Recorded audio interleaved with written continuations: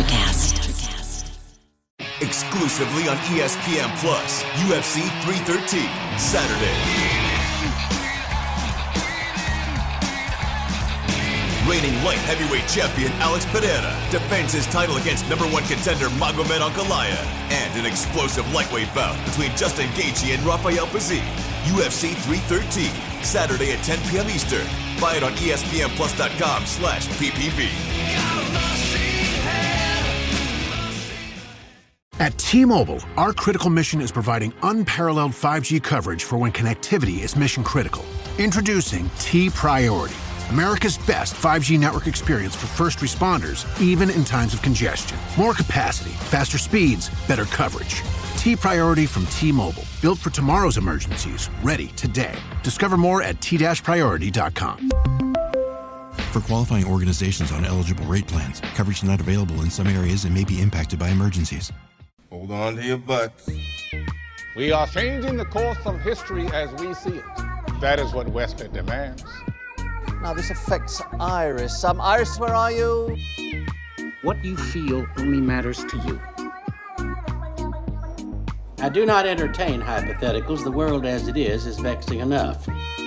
Iris, I have a tip for you. Don't take drugs! Or whatever movies with Wesley and Iris. What up, and welcome to Or Whatever Movies. I'm your co-host, Iris, and I'm here with my older brother, Wesley. Today we're talking a Academy Award nominated film. Wes is already laughing. The Substance. Gotta say it right. The Substance. Who says it that way? I say it that way. Why? This is the movie that broke the sneak. the last straw. So you're super fresh having watched this morning. I, on the other hand, watched this well before its awards buzz. I asked you to discuss The Substance like months ago. Yeah. Is it safe to say that despite the fact you watched this some time ago, this movie never really leaves you? Since I asked you to cover it again a number of times since, I'd say probably yes. The Substance, a movie that never leaves you. I think that's an understatement of a tagline if I've ever heard one. My tagline for The Substance, or at least what I've said to people who've asked me about my 5-second elevator review, I say The Substance is a movie that is a must-see that I can't in good conscience recommend to anybody. I'll agree with that for the most part, but I came up with a much better title than the awkwardly titled The Substance. And the only reason The Substance could work is because of its association with other titles like The Thing and The Stuff and horror movie titles like that. Okay, begging the question much. What is your amazing genius alternate title? I would have called this movie Hot Sauce. Because being on the sauce, you get hot again? Yeah, and like actual hot sauce, the more extreme hot sauce gets, it almost becomes a novelty. Like when you get into the millions of Scoville units, then it's too hot for the vast majority of people. And it's really only useful to a very select group, a fraction of a percent of people. And The Substance is really a movie that will be viewed because it only can be viewed by a very small, a certain number of people, a certain demographic. The hot sauce.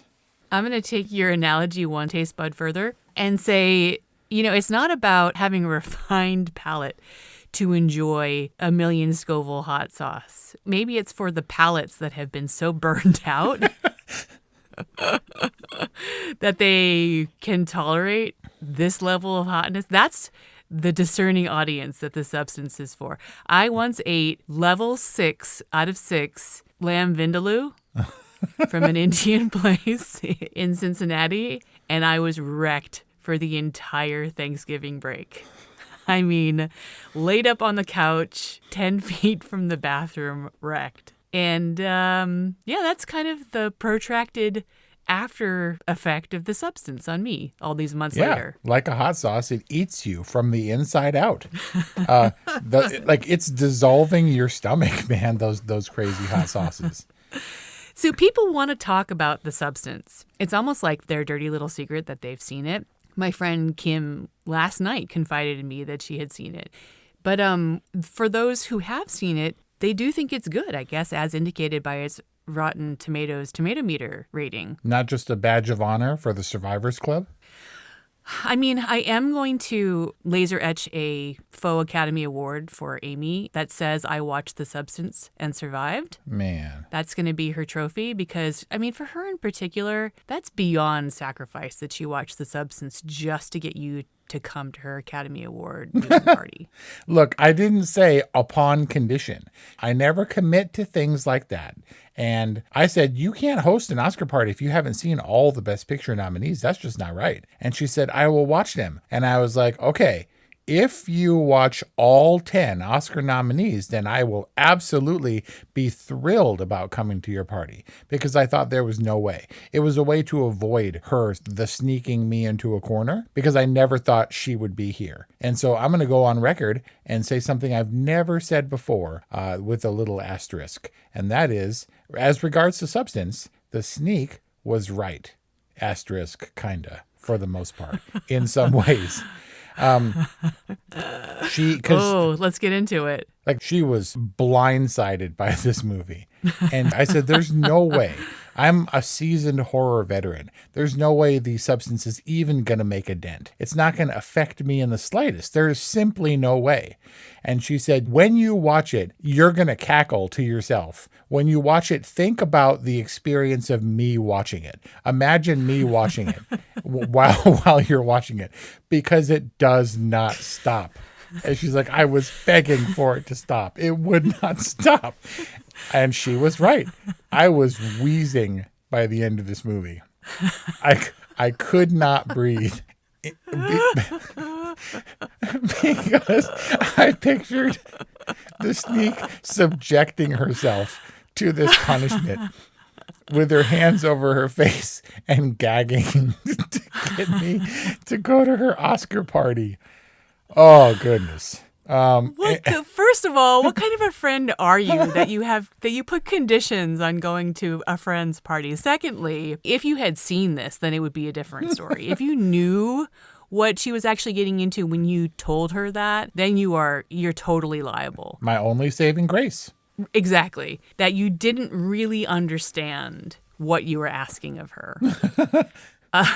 Because, wow. I didn't forewarn her, because I just genuinely thought there was no way. I was just like, there's no way. I don't even need to warn her, because it's not possible. But I didn't realize how truly blind she was. Now, I wasn't so blind going into The Substance when I watched this many months ago. It was recommended to me as a reference of a movie that goes there. And it was also recommended to me as one of the best movies of the year. I was like, what? Movie? What? Like, even now when you look at the Academy Awards nominations by studio, it's like Warner Brothers, Paramount, Netflix, A24. Bottom of the list, movie. Yeah.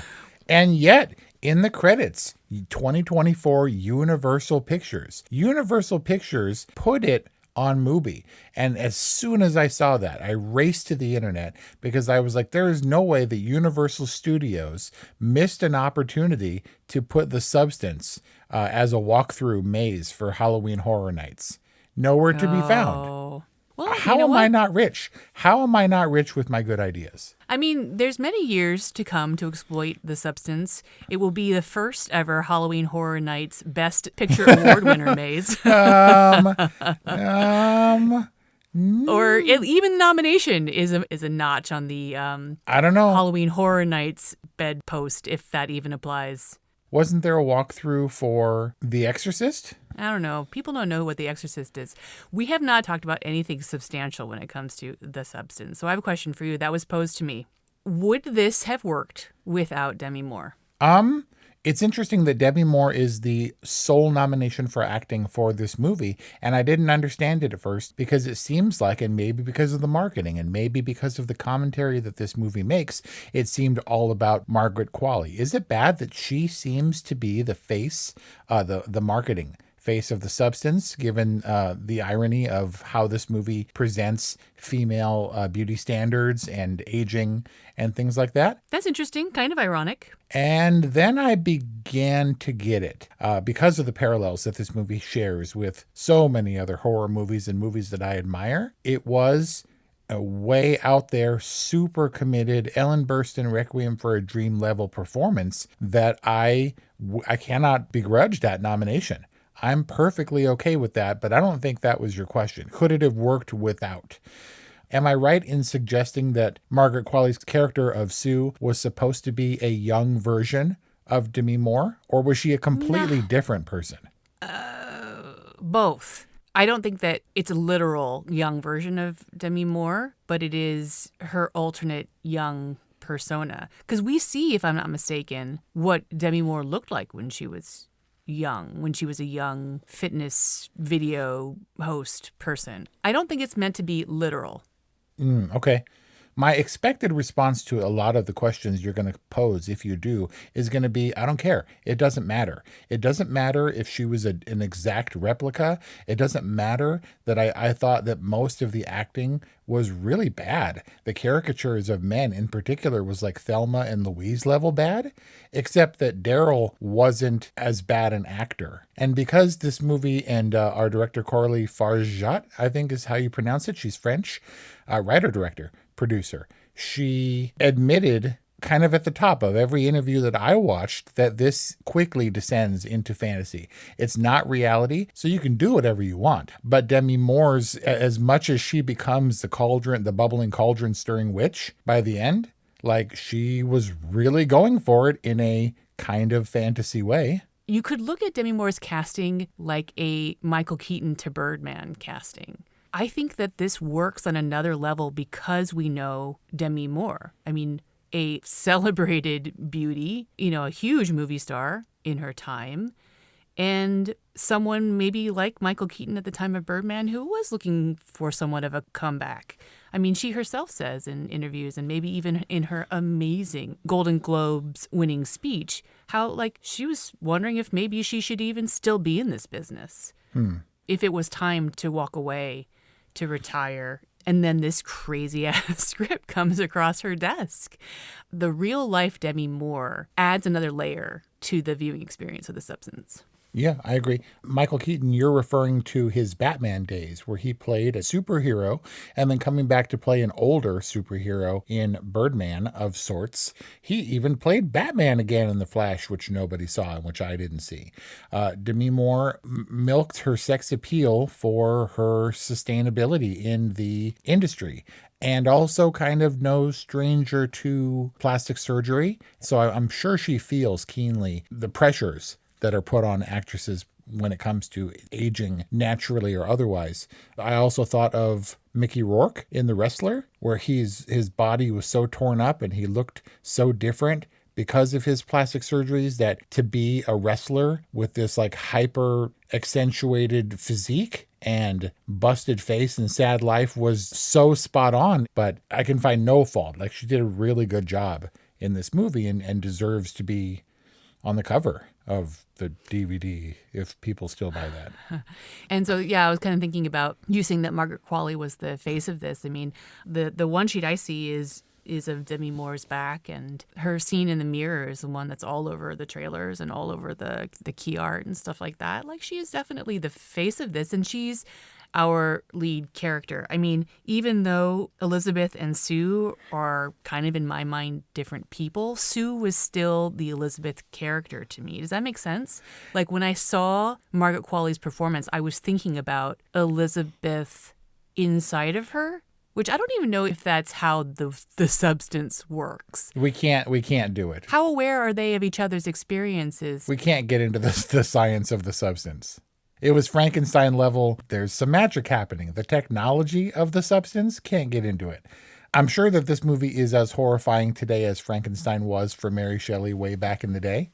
Coralie Farjat, also a female, writing in a typically male-dominated genre. And industry. And heckin' going balls out. I'm going to agree that Demi Moore was the face, but then I think we can accurately say that Margaret Qualley's Sue was then bringing up the rear.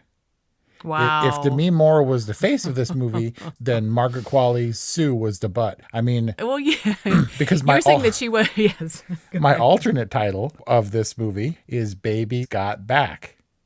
Get it? She was the baby version, and she had back, and Elizabeth was getting back to her. Come on, baby got back. Yeah, but that's the romantic comedy version of The Substance. You can't give it that kind of a catchy title. I mean, that would have really not tipped off Amy. Margaret Qualley, you cannot discount her performance as having gone there. I mean, it's almost like Emma Stone level. For, what was it? It was, I cast that movie out of my mind, for Poor Things. Yeah. There was kind of excessive nudity, although I don't know how much of the nudity in this movie was actual nudity and how much was prosthetics. But fully clothed, this movie gives us butt shots out the butt. And then to balance it, because you have to respect the balance, we then got gallons and gallons of deformed horror butt. Like, it was equal opportunity butt, this movie. Is the expression out the butt or up the butt? The camera shots were literally up her butt. So we had up the butt shots, out the butt. Up the butt, up the butt? Okay, Out the anyway. butt. So what was your reaction to The Substance? All I got was whelp in text form. Welp, I'm ready for The Substance, is what I said. I had to pee so bad near the end of this movie. It's a pretty long movie. And my level of physical discomfort and maybe a sympathetic relation to the movie was so great. By the end, I didn't even realize it. The credits rolled and you can like, oh, okay, The Substance is over. And I was like, wow, I have to pee right now. And I didn't even notice the discomfort I was feeling because I was all bunged up because of the freaking Substance. Good night, itchy eyes. Good night, sudden sneeze. Good night to your symptoms of allergies. Xyzal is the allergy medicine you take before bed. It provides powerful relief while you rest your head. Not just all night, but all the next day. Xyzal keeps working, keeping allergies at bay. And without those annoying symptoms disturbing your rest, you can wake up the next morning feeling your absolute best. Remember, be wise all, take Xyzal. At night. Watch the world's biggest tennis stars clash in the California desert at the BNP Paribas Open, live on Tennis Channel. How do they get to these shots? Tune in daily for exclusive first ball to last coverage from Indian Wells and witness all of the jaw-dropping action as the game's top men and women square off at one of the greatest events in sports. It's tennis magic you need to see to believe. The BNP Paribas Open, live on Tennis Channel and streaming on the Tennis Channel app. Do you think that The Substance is in a category with Texas Chainsaw Massacre, our discussion for which is available at orwhatevermovies.com or wherever you get podcasts? It's controversial. I'm going to say it. Absolutely. Not only like that, like The Exorcist. I think this movie deserves to be played in a little tiny theater, like in a room at low volume in the back of a horror movie museum on a constant loop. Like, this movie deserves its place. It is so gonzo, and it pays such homage to various horror movies. You know, there was the obvious imagery of The Shining, but it was so closely tied to Requiem for a Dream, thematically, visually, sonically. And the Thing, as weird as that is, it's a defining movie for body horror, for the genre. This movie makes me re-examine my good ideas. Like, I have good ideas and I'll jot some of them down and I'll be like, I could develop this into something the world has never seen. And then The Substance shows up and I was like, I don't have that level of go-forwardedness. Like, Corley was, the director, writer, producer, was interviewed by Guillermo del Toro, who's in absolute awe. Guillermo del Toro, who is the master of bringing massive commercial movies to the screen about gross stuff and body horror and making it seem visionary and artistic. There was Quentin Tarantino stuff. That chest stab was straight out of Pulp Fiction. I wondered if there was significance to the yellow raincoat or the yellow overcoat, the trench coat, or if that was simply visually striking. But an Inglourious Basterds level apocalyptic ending.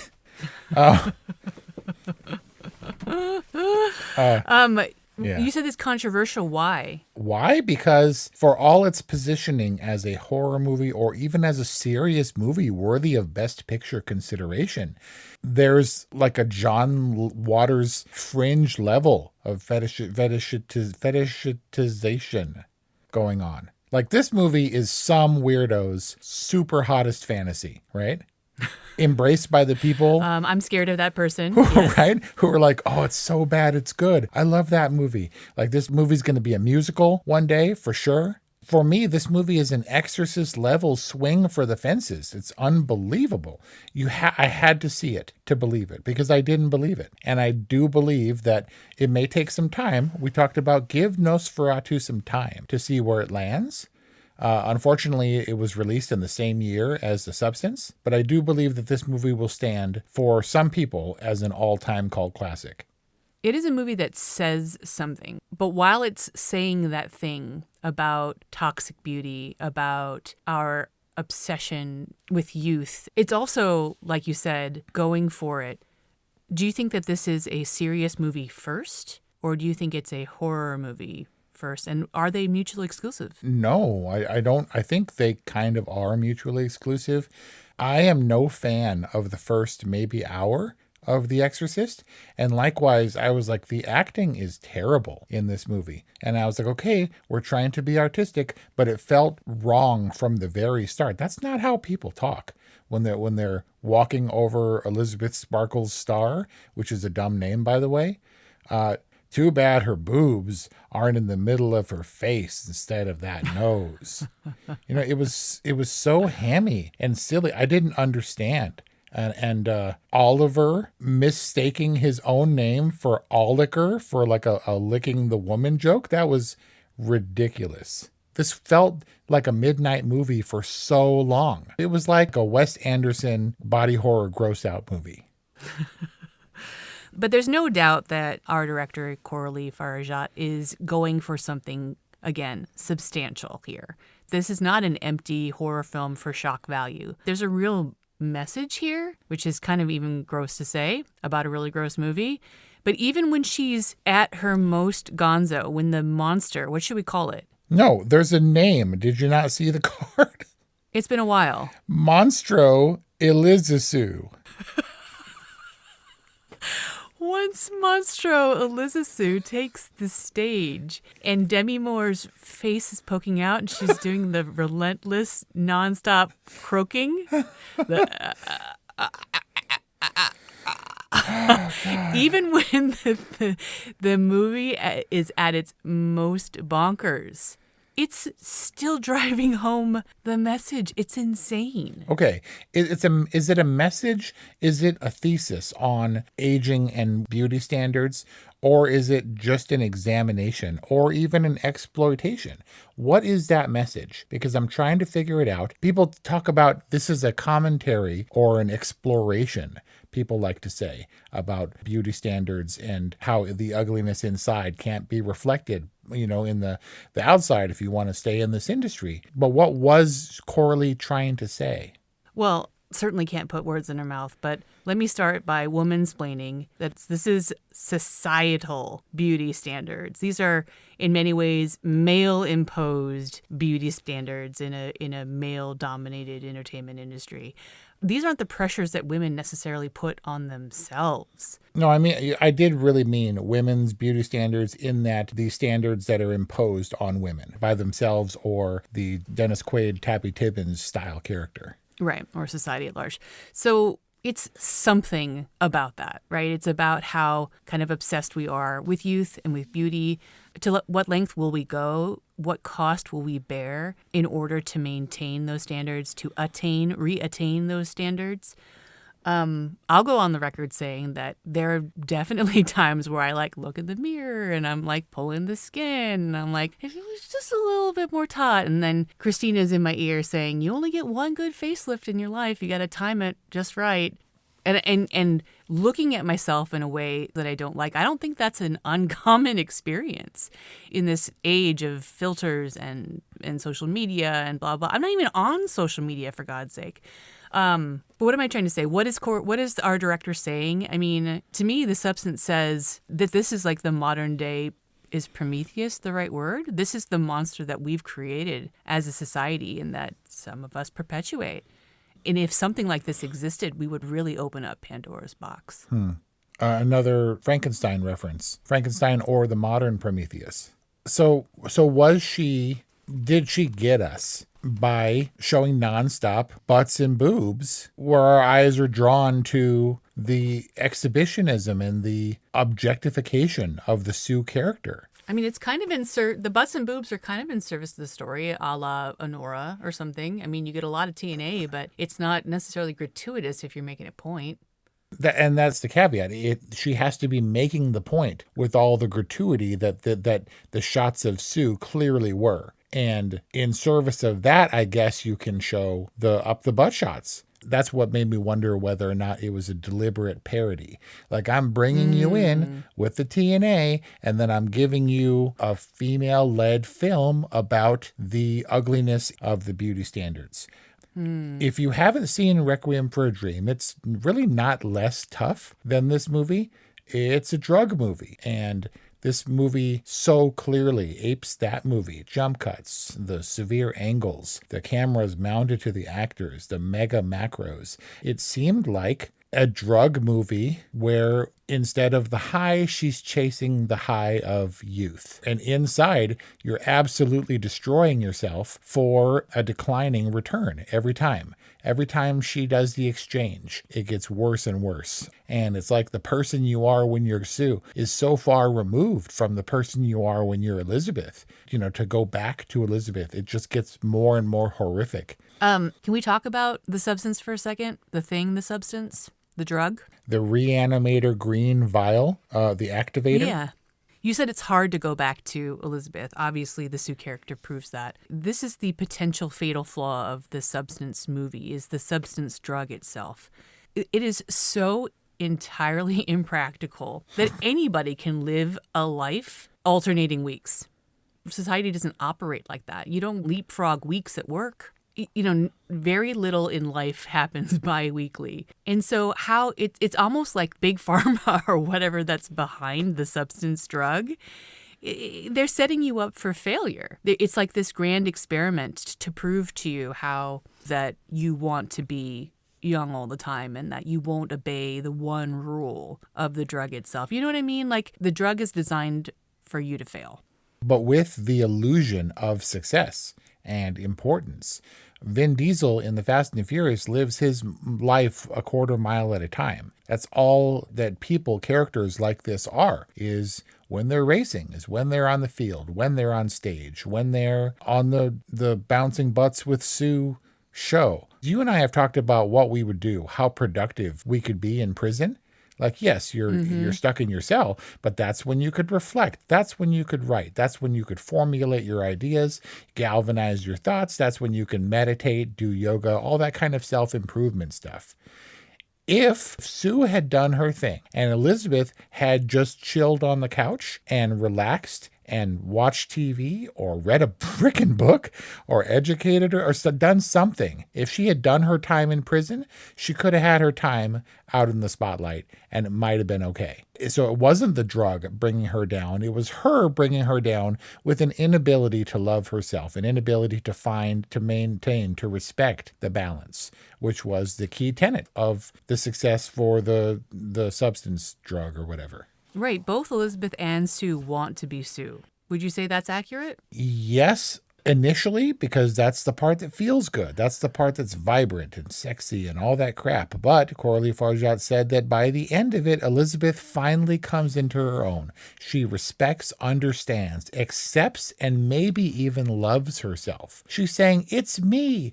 I'm still me. Look at me." And finally has the courage to go back on stage as Elizabeth, not Sue, when she's busted down 17 levels and is all monstrous. What do you think is the importance of the needle-nosed Ned character?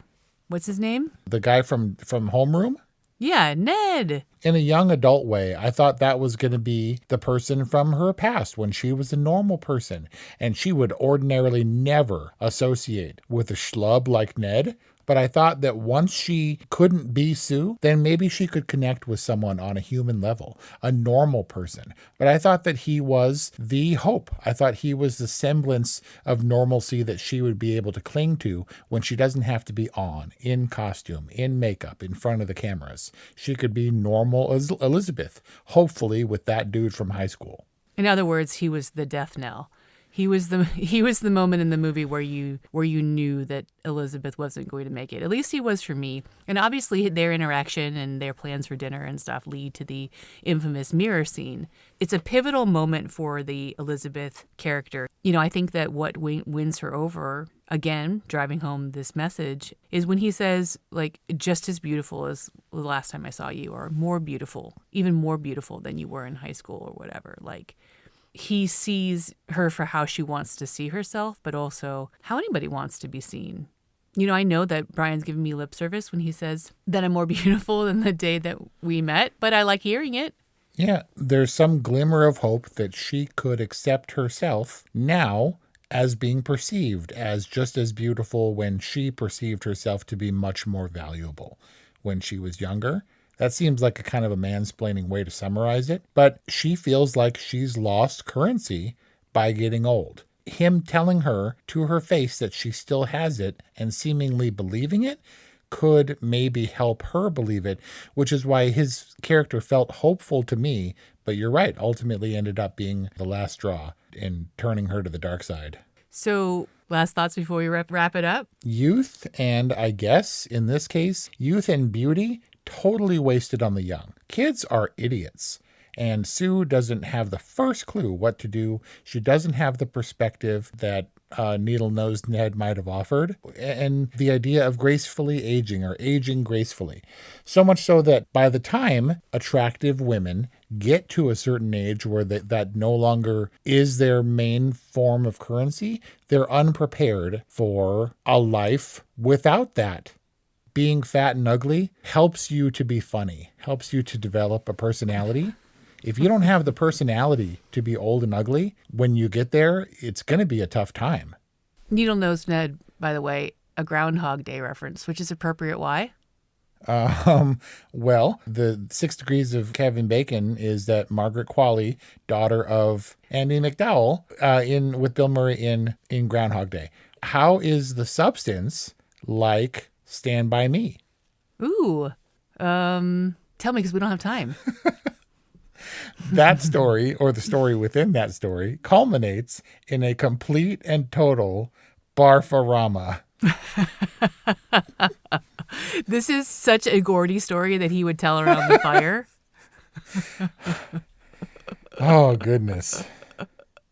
So your final rating on The Substance is? I am so grateful that I saw The Substance before it was too late. I think I would have been remiss in not seeing this movie because I can appreciate it from so many perspectives. And the qualms that I had about this movie, the complaints, disappeared when I understood it to be the fantasy that it set out to be from the very beginning. It's bizarre to say that I would look back on this movie like Honora as with the fuzziest memories of the Best Picture nominees of 2024. Is that ridiculous? That I will remember this movie more fondly than the movies that will likely win the major Academy Awards?